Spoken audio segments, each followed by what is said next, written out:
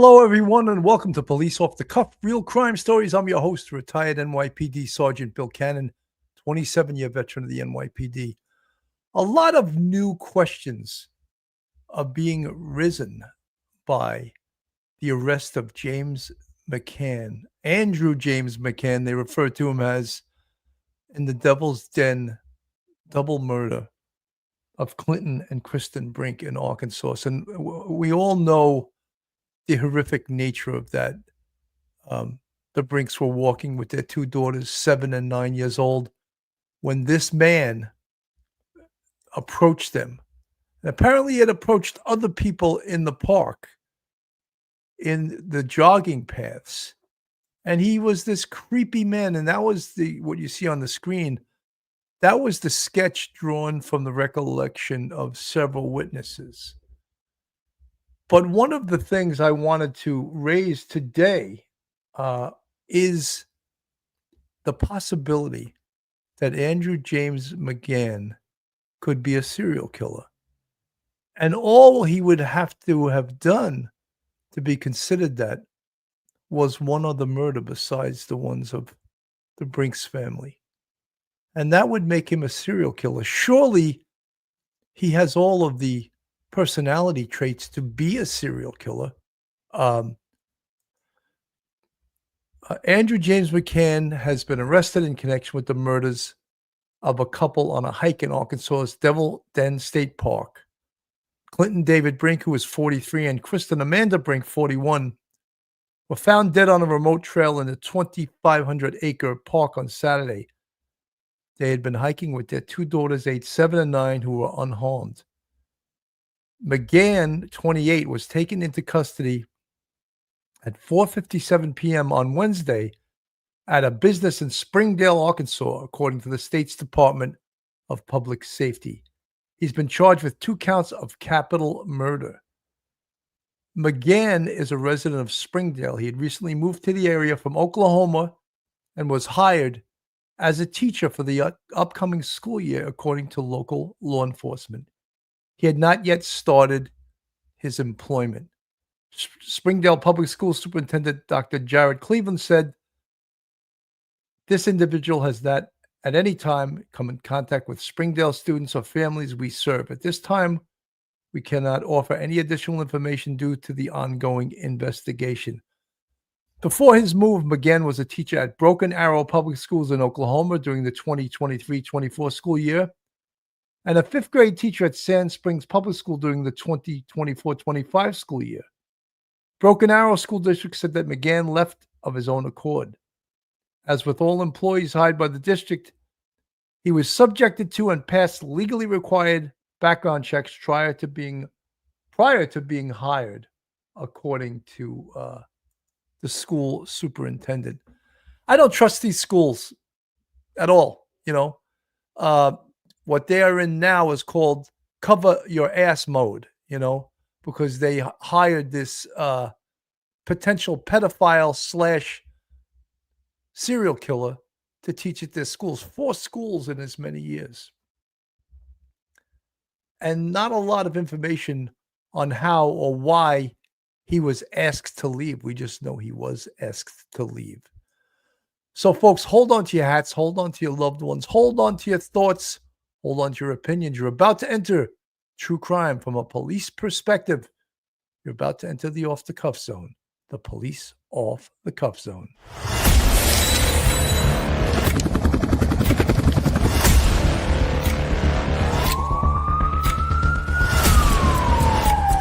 There has to be some common sense. They were the ones who called 911 to get him help, and now they're calling for change.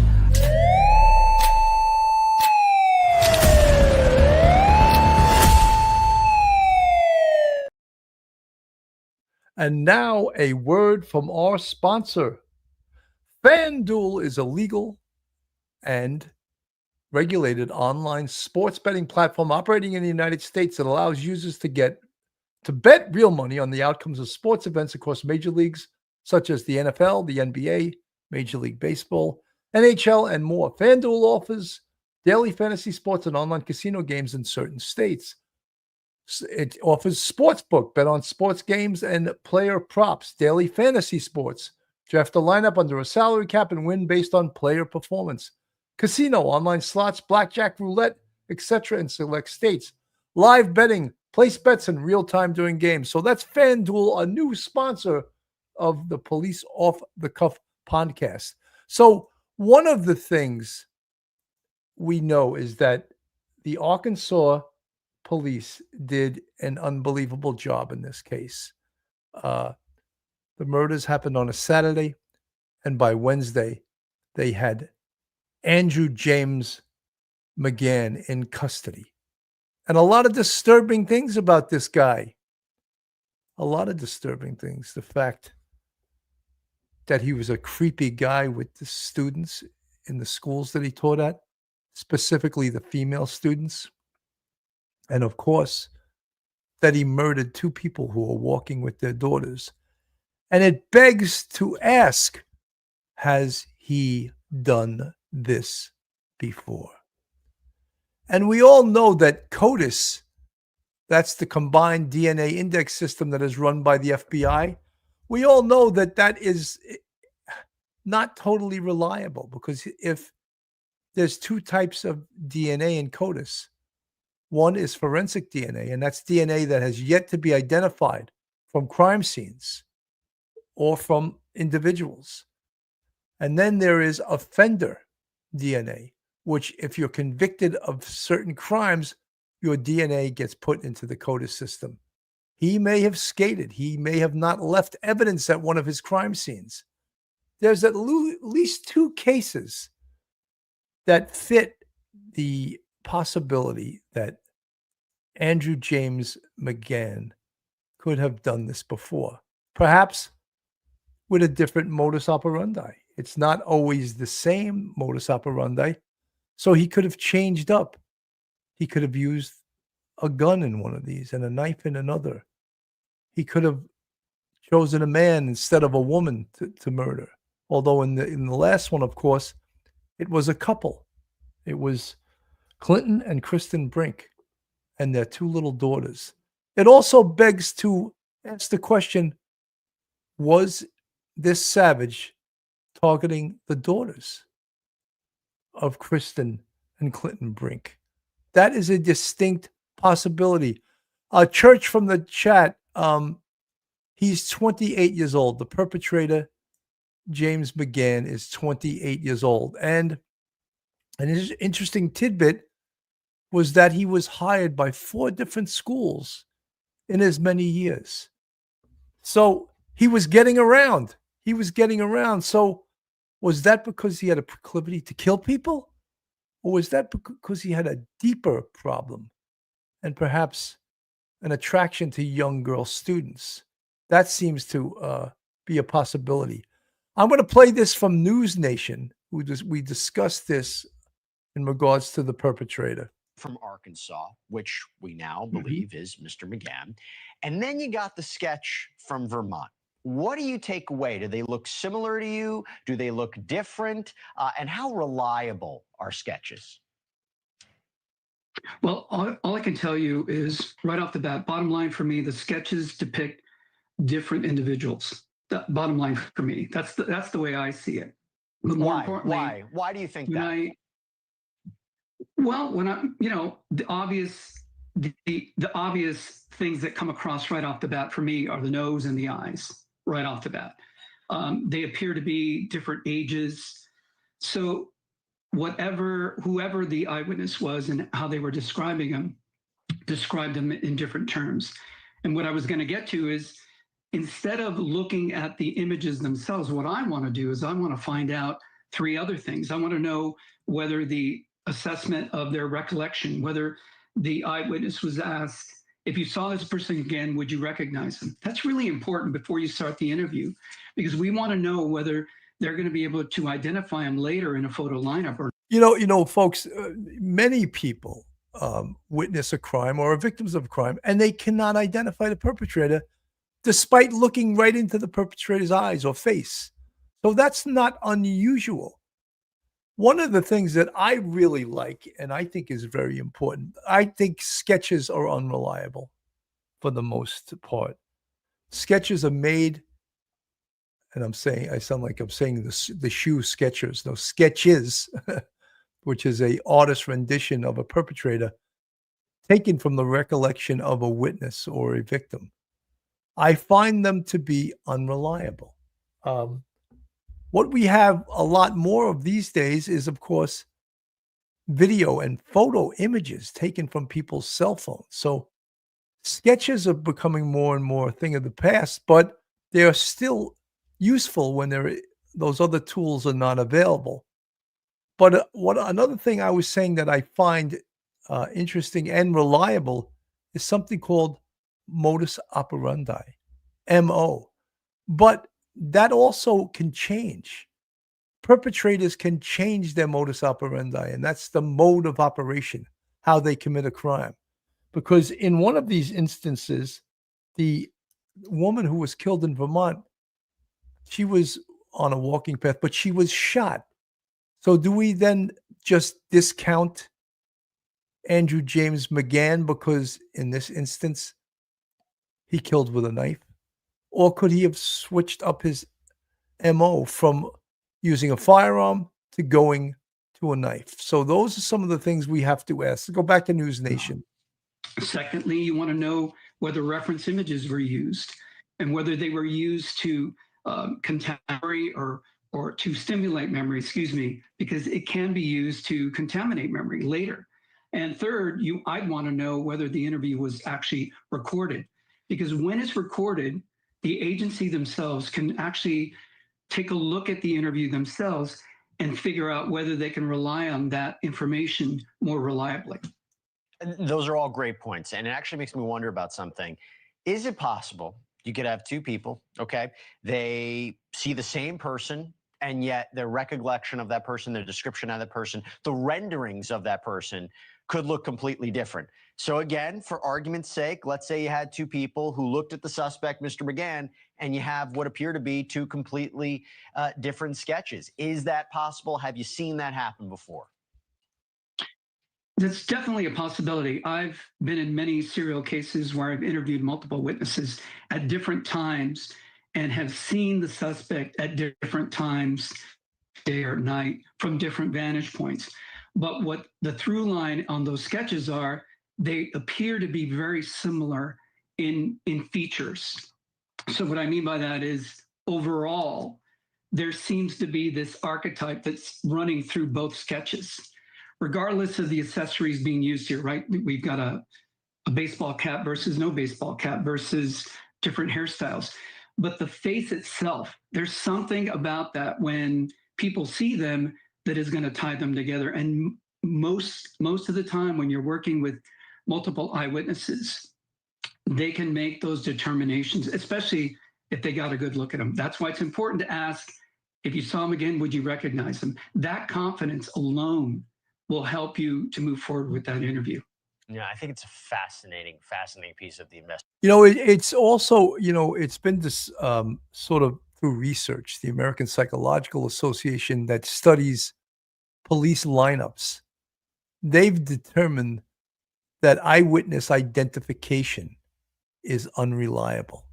And that is pretty much what the scientific world is saying about eyewitness identification, that it's not reliable. So in essence, what they were saying is if just in evidence in a case against, say, an individual, the only thing you have is an eyewitness ID, the experts in the scientific community are saying that they don't think that's good enough.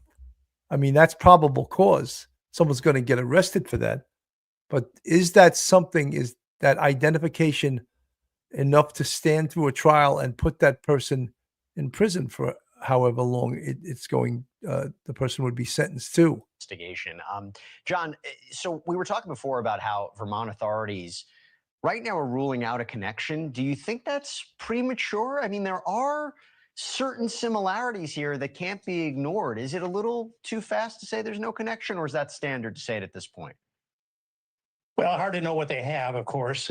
Maybe they have something, and obviously they do, that we don't know about. But I think, I don't know if I would box myself into just saying it couldn't be related unless I had something that was concrete on that. Again, they might be carrying it pretty close to the vest. I don't think that's standard procedure that I would automatically say, oh, no, it can't be. I'd be looking into it, and I'd just leave it open. Thank you for watching. Well, Subscribe below. I wasn't quick enough to get Mr. Cuomo off the screen. So very interesting. And what this comes down to, in the case in the Devil's Den State Park, one of the things we know, and we've spoken about this on other cases, is that the perpetrator here not only confessed, but he left his DNA in the way of blood, either on the victims or in the crime scene. So that basically is his calling card. And that is such powerful evidence that they really care now about the eyewitness identification. Yeah, well, they will, but now they have something that is so much more important in the way of DNA. They have DNA. So in these other cases, and just remember, one other case would make this individual, Andrew James McGann, one other case, if they could connect it to him, would make him a serial killer, right? Do they have that other case? Very early in the investigation. And I also just want to say that the Arkansas State Police did an unbelievable job in this case. They had this guy arrested within 4 days of this horrific crime. They had him confess. There's the couple that he murdered, Clinton Brink and his wife, Cristen Brink. And his wife, I can't say enough about her. In my mind, she is a huge hero. She saved the lives of her children by leading them away. And then, if that wasn't enough, she led them away, but also came back to help her husband fight this bad guy. And with that, she lost her life in helping to save her husband's life. She lost her life. And that's a brave woman. Whoever would do an action like that, in my mind, is super brave. This is the sketch as probed by the Vermont State Police. Let me get this up on the screen. Police have reached out to their Arkansas counterparts to discuss Andrew McGann, the man accused of killing 2 people at Devil's Den State Park on July 26th. The SP is currently investigating the murder of Honoree Fleming, a 77-year-old woman who was reportedly shot and killed on the Delaware and Hudson Rail Trail in October 2023. The investigation into Fleming's murder is ongoing, and no arrests have been made at this time. McGann's next court date is set for next Thursday. So different MO, right? Different MO. The similarities that it was a woman was killed in a park, in a trail, a walking or jogging trail. But this time the perpetrator used a firearm. Does that totally eliminate him as a possibility because he used a firearm? And in the murders of Clinton and Cristen Brink, he used a knife? Can perpetrators change up their modus operandi? Yeah, they absolutely can. Is it unusual? Well, it is a little bit unusual. A lot of perpetrators like to do things a certain way all the time, but it's not unheard of. Some actually do change up their modus operandi. And I want to play this is a local Arkansas station, and they have a very good report on this, and connecting or possibly connecting these cases is so interesting. Investigators say they've been getting calls from people there and from people here in Arkansas about similarities with the murders that happened at Devil's Den State Park and a murder that happened 5 years ago at Devil's Lake State Park there in Wisconsin. And now investigators are waiting to see if it could be the same person. There is a suspect of a homicide that is at large right now. There's a risk to the community in any community they are in. October 2020, Devil's Lake State Park, Wisconsin.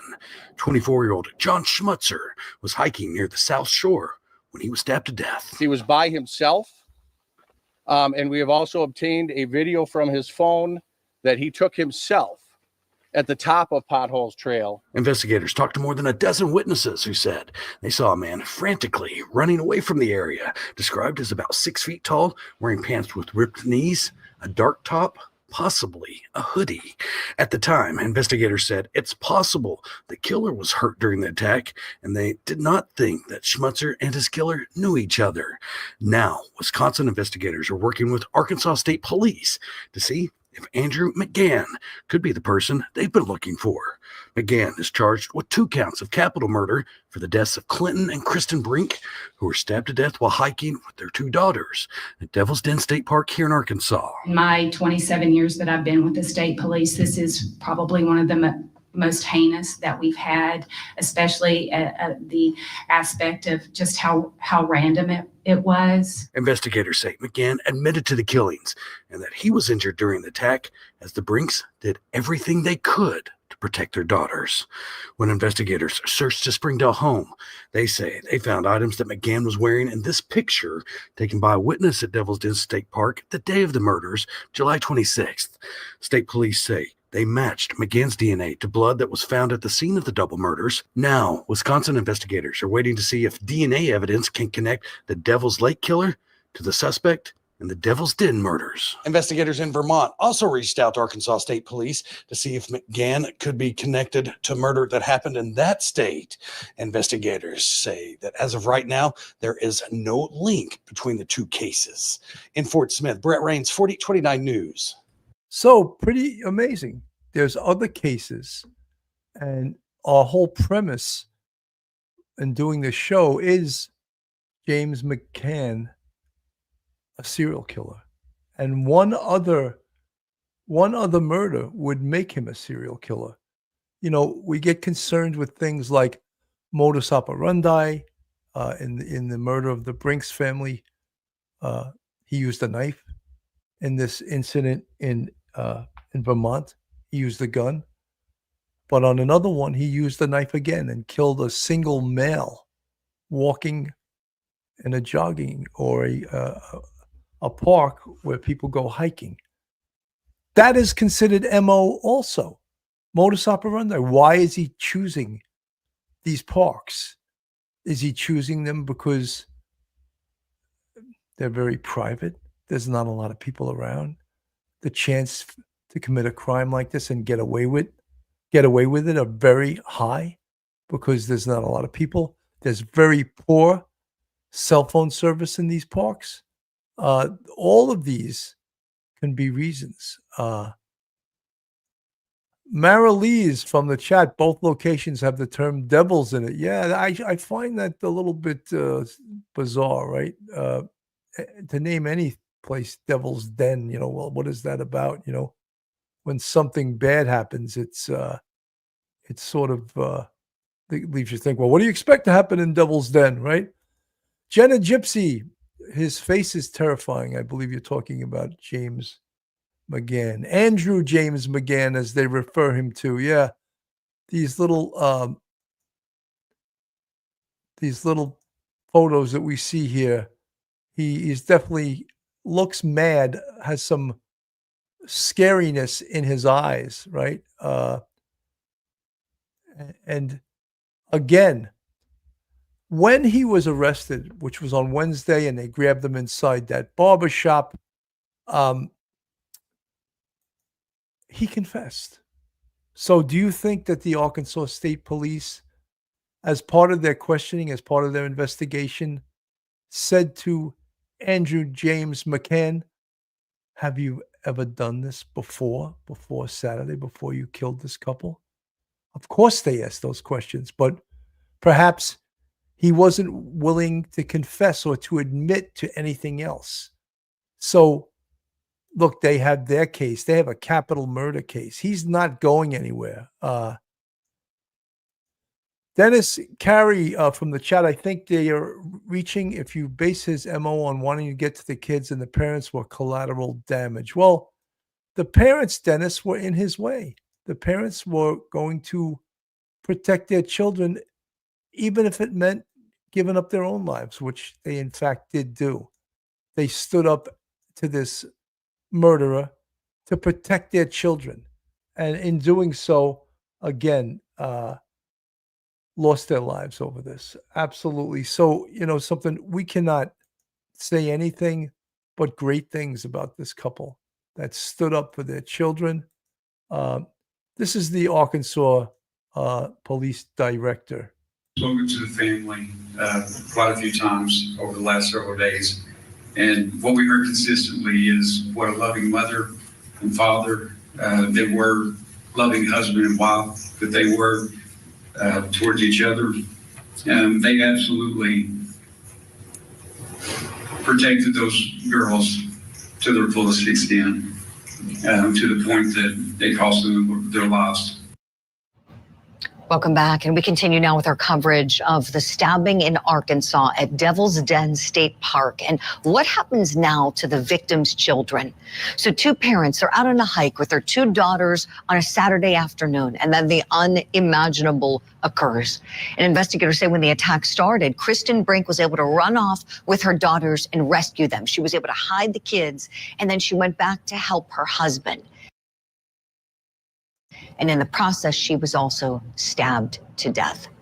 The children were found about a half mile into the park, and there's also a 3rd child who didn't come along on that hike. So now these 3 orphan children are safe with their relatives. But what happens next for these sisters?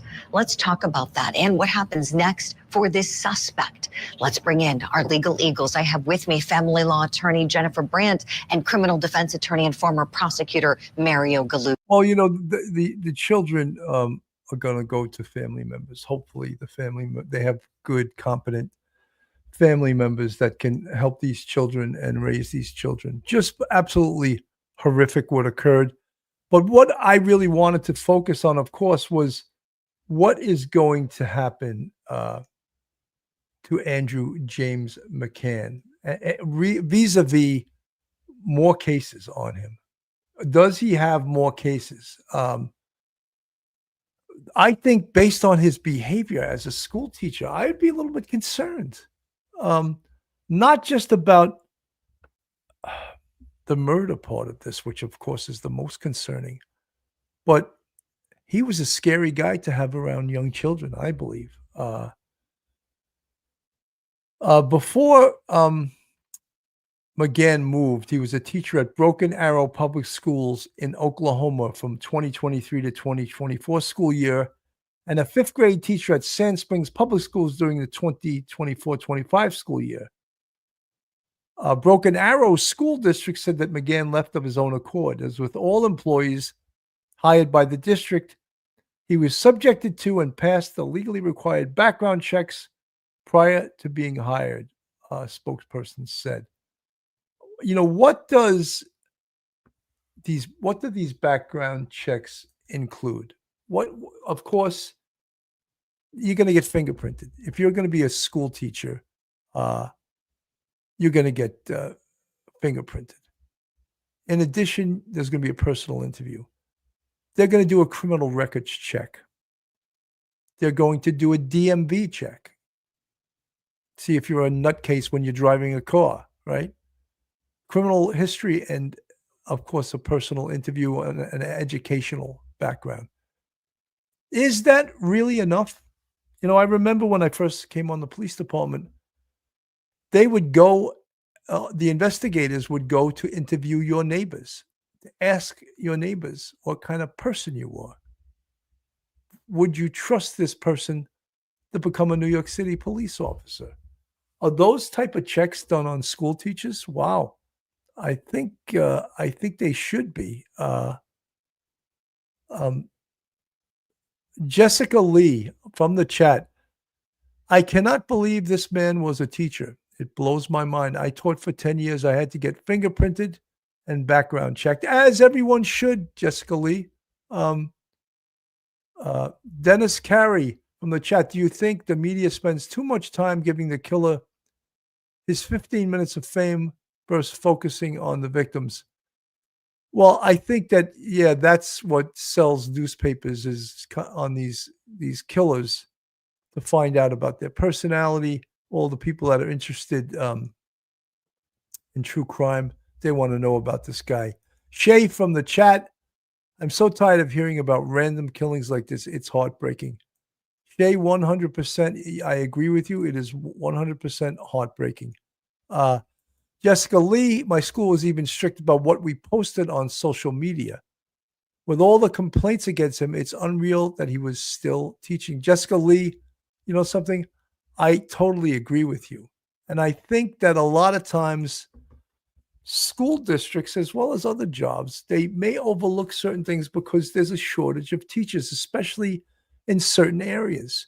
So they may let some things slide that would never happen in a another type of district where there was enough candidates for the jobs. But if there were not, school districts may apt to just let certain things go, So back to that, is James McGann a serial killer? And again, all we need is one other case that'll make him a serial killer. One other murder. Did he commit one other murder? I mean, I can't really answer that right now, but I would not be surprised if he did, Our sponsor now is FanDuel, and through the Believe Network, FanDuel is an American gambling company, offers sportsbook, horse racing, and online casino services. Founded in Edinburgh, Scotland in 2009, it began as the news prediction site HubDub before transitioning to its current services. FanDuel is partnered with the NFL, NBA, WNBA, Major League Baseball, NHL, and PGA Tour, and operates FanDuel Racing and FanDuel Faceoff. So now FanDuel is a sponsor with the Believe Network of the Police Off the Cuff podcast. So what are we looking for then? What are we looking for in regards to whether or not there's another case on James McGann? What are we looking for? Well, again, it's out there. Police teletype messages to all police departments in the country, telling them what they have in Arkansas and asking them if they have anything that is similar that might fit this guy, Andrew James McGann's MO, and even his school teaching. Give us entire background as to who this guy is. Police say killed a mom and dad on a hike with their daughters in Arkansas be the same man you see in this sketch, who police say killed a woman on a hiking trail in 2023, states away.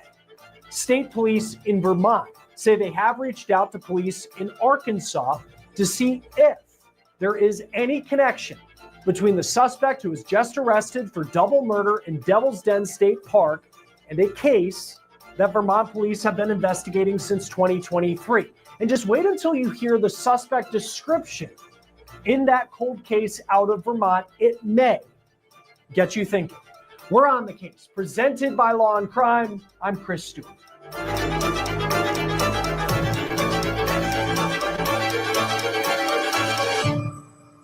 When police in Arkansas arrested Andrew James McGann for allegedly killing a mom and dad who were on a hike with their daughters in Devil's Den State Park, they said based off of where he had lived over the last couple of years, it's possible other agencies would be reaching out to see if he has any connection to unsolved cases. McGann lived in Arkansas, in Texas, and Oklahoma all since 2022. He grew up in Illinois. He's an elementary school teacher by trade, but was hired by 5 different school districts just in the last 3 years, which is very odd for someone who is a teacher. Now he's in jail in Arkansas, accused of stabbing and killing a mom and dad who were out for a hike in Devil's Den State Park with their 7 and 9-year-old daughters. Now you might remember, before McGann was arrested at a barbershop recently in Springdale, Arkansas, less than 5 minutes into his haircut, we had images like this one as police searched for a suspect. This is a picture that a witness took of a person of interest in the Arkansas murders from behind. We believe this is Andrew James McGann. That person of interest at the time was described as being a medium-built white man who was wearing a long-sleeve shirt, had fingerless gloves on, was wearing a hat, and had sunglasses on at the time he allegedly killed that mom and dad with a knife. He also had a black backpack on, which I want you to remember that part for when we talk about this case out of Vermont. We also had this sketch out of Arkansas showing the person who police say witnesses saw leaving the park with blood on their face, getting into a black sedan and speeding off. Now, McGann's victims, allegedly in Arkansas, they were this couple, Cristen and Cristen Brink. They had just moved to Arkansas. Clinton was planning to start a new job the following Monday as a milk delivery driver. Police say McGann attacked the dad, Clinton first with a knife, Cristen, the mom, rushing the 7 and 9-year-old girls who were with them to safety, but then she returned to try to help her husband and she lost her life. Family members, law enforcement, the people who knew them say Clinton and Cristen Brink died heroes, and we should never forget that. It's a case that shocked people across the country. How could a quiet trail in a state park become the scene of such a brutal crime? That's the same question that police in Castleton, Vermont have been asking since October 5th, 2023. It was on the Delaware and Hudson Rail Trail, also known as the D&H Rail Trail, located in southwestern Vermont, that Honore Fleming lost her life. Fleming was 77 years old. She was married to her husband for 47 years. They raised a son together. Fleming previously was the Dean of Education at a college now known as Vermont State University in the town of Castleton, not far from the New York line. Police say on October 3rd, 2023, around 4 p.m., Fleming entered the D&H Rail Trail. At 4:30, police say she was found dead. They say her cause of death was a gunshot wound to the head. Not only did the authorities have Fleming's body, but they say they had a description of a person of interest. And this is the sketch that Vermont State Police put out almost 2 years ago. They also put out a description from witnesses who say that the person of interest was described as a white male standing 5'10", having short red hair, and he was wearing a dark gray t-shirt and carrying a black backpack.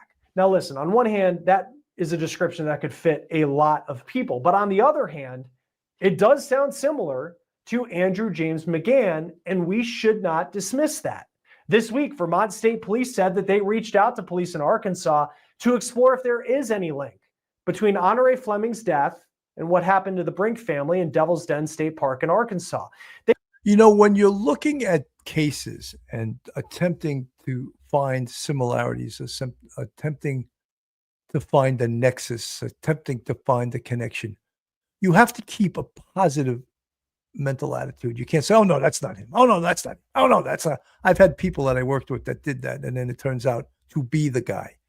Because there are slight deviations in all things. Nothing is exactly the same every time.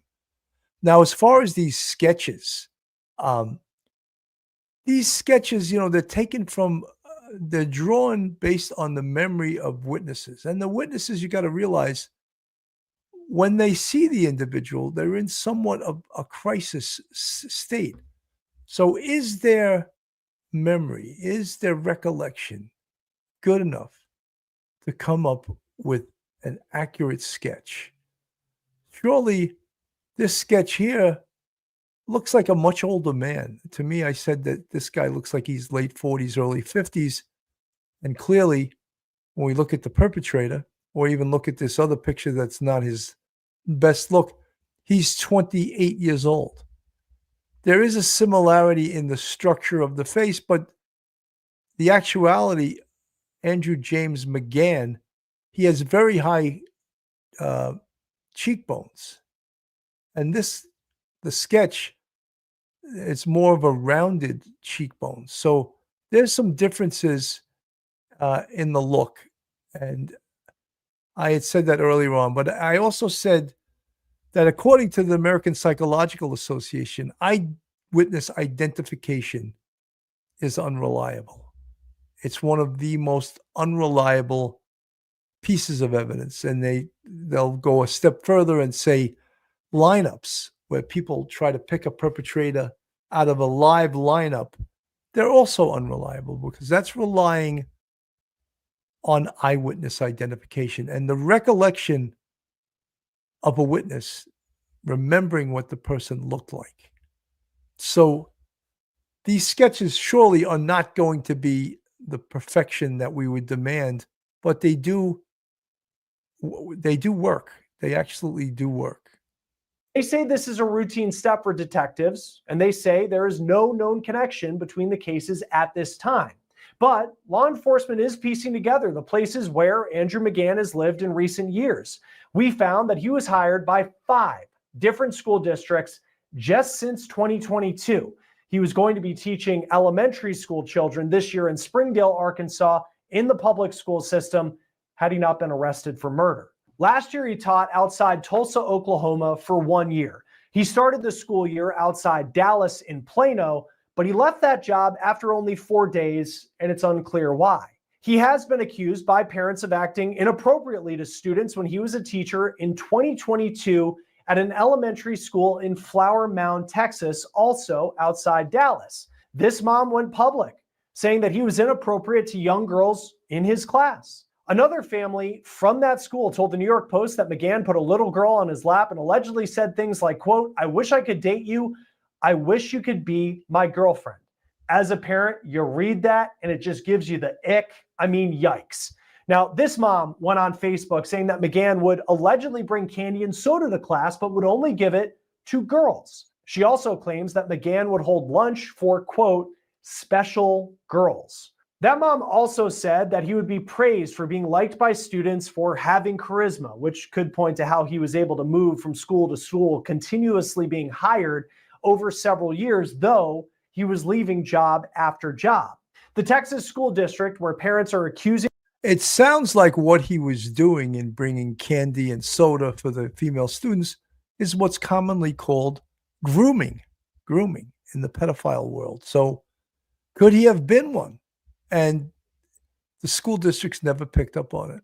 It very possibly could. McGann of that inappropriate behavior say their investigation into him didn't find evidence of inappropriate behavior, but they say he was suspended for concerns related to classroom management, professional judgment, and student favoritism. And you are Andrew James McGann. McGann made his first court appearance in Arkansas. He has yet to enter a plea. Prosecutors have hinted that they will go for the death penalty in their case against him. This case certainly has the aggravators that exist where a jury should get to decide what the punishment for this defendant is my intention to pose that to a jury.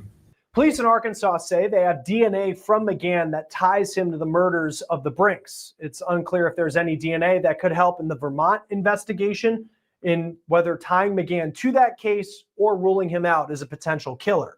Arkansas police have also hinted that McGann has confessed to them that he is responsible for what happened in Devil's Den State Park, but they didn't go further into what he actually said.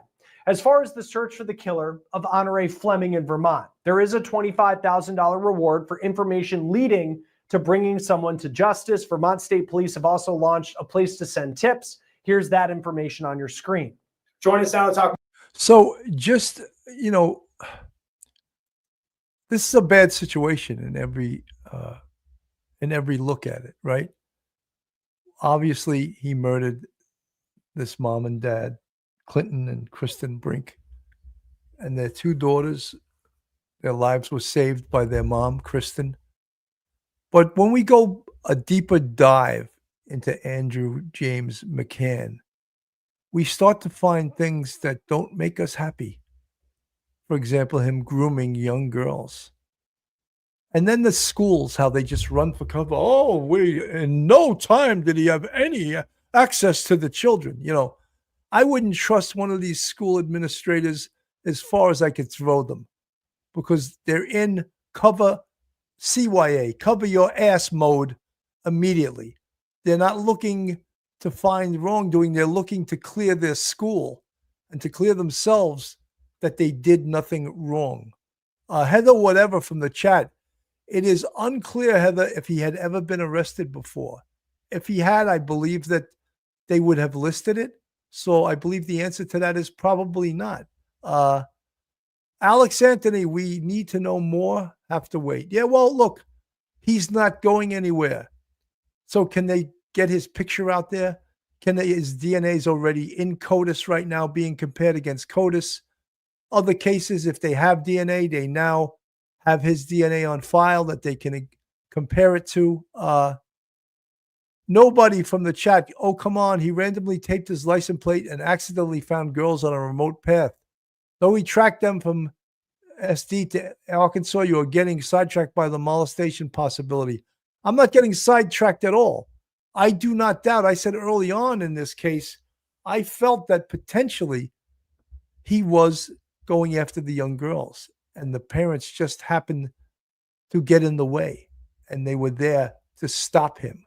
But right now, we cannot just conjecture that he did these other cases. They need something called evidence, all right? So they need evidence to compare against his DNA. They need eyewitness identification if someone's going to ID him. From the chat, Texas Ranger, employment guidelines for school employees should be a lot more stricter, especially elementary and junior high school. Texas Ranger, you're preaching to the choir, 100%. Kathy Record from the chat, we had a male teacher here in Missouri in the district that I live in, take a boy student out of the music class and SA him, and he put that student back in music class. That's a horrible story. And like that, things like this can happen. And I know that many times, and New York City is famous for this, they cover up the crimes of teachers, and they can be put in purgatory for years where they don't go to school. They sit in a room and they get paid because the union is so strong they can't fire them. Mama Morris from the chat, while interviewing with my current district, the superintendent questioned why I'm looking for a job after leaving my previous district after 2 years. He gave me a chance, and here I am 4 years later. Well, I think that's a good story. That's a happy story. They gave you a second chance. So yes, we are going to be looking at this case, and not just us, but of course the authorities. And the question is James McGann a serial killer?